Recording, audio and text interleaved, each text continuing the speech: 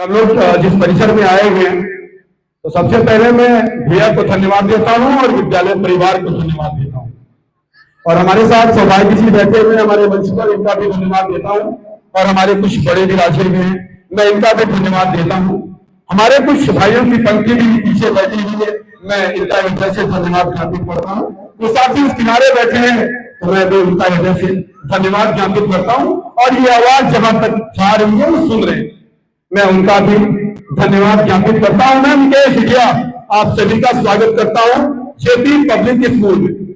हर बार मुझे ये मौका मिलता है निश्चित रूप से, और मैं कहूं तो बोलने में या मैं बोलने में जो पारंगत हुआ हूं, मुझे तो नहीं लगता इन लोगों को लगता है, तो कहीं ना कहीं जेपी पब्लिक स्कूल का देन है कि पिछले 4 सालों से मुझे बुलवा रहे, तो बराबर मैं ये प्रयास करता हूं कि कहीं जा पाऊं या ना पाऊं, पर यहां जरूर पहुंचूंगा। तो हम अपने पॉइंट पे आते हैं कि हम लोग किस लिए आज विद्यालय परिसर में मौजूद हैं। तो सभी जानते हैं निश्चित रूप से राष्ट्रीय पर्व है, उत्साह के रूप में हम सभी मनाते हैं, किंतु कुछ जानने की बातें भी है। सभी जानते होंगे इतिहास भूगोल पढ़ते, ये कोई हम नई बात नहीं बताने जा रहे कि 2 साल 11 माह 18 दिन इसके निर्माता करता भीमराव अम्बेडकर, भीम राव जी, ये भी परम सत्य है। और एक और सत्य है कि अपना जो राष्ट्र है ये पूरे विश्व का नेतृत्व करता है।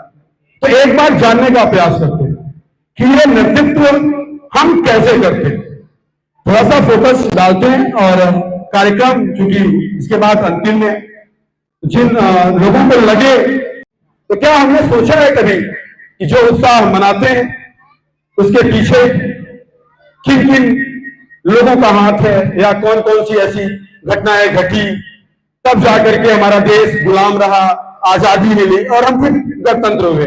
आजादी मिली मतलब स्वतंत्र हुए, गणतंत्र का मतलब समझना चाहिए। यहां पर एक नियम बना, एक सबके लिए, जितने भी नागरिक यहां पर रहते हैं सबको समता का अधिकार मिला। मैं पहले ही बातों में आप सभी को बता चुका हूं कि अपना ये जो नियम कानून है, पूरे देशों से, जितने भी राष्ट्र के, पूरे विश्व के देश है, सबसे लचीला कह सकते हैं, सबसे आदर्श अपने यहां का कानून है। किंतु समयानुसार बदलाव होता चला आ रहा है। हम सभी को ध्यान रखना है, गणतंत्र सभी के लिए समान है।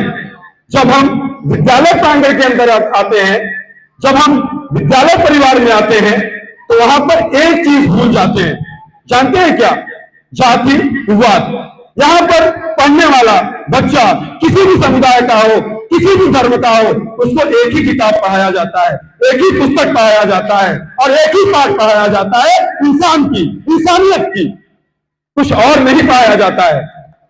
तो मेरे दोस्तों, साथियों, इस गणतंत्र दिवस के अवसर पर आज सभी को शपथ लेने की जरूरत है कि हम इस देश के नागरिक बने, एक ऐसे कर्तव्य परायण नागरिक जो भारत के समस्त कार्यों में हम आगे आकर के अपना अनुदान दें। हम अपने आप को समझें।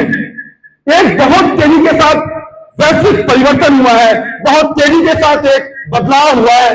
मैं चाह रहा हूं, ये खुशी भी कह सकते हैं, एक प्रश्न भी कह सकते हैं, क्योंकि अपना देश पहले पुरुष प्रधान देश था, वर्तमान में महिला प्रधान देश है अपना पुरुष, ये अपना भारत।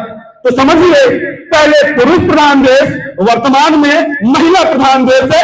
ये सौभाग्य की बात है कि हम महिला प्रधान देश की ओर आ गए। तो वाकई कहीं कहीं ये भी सोचा जाता है, फिर पुरुष समुदाय कहां गया अगर महिला प्रधान हो गई?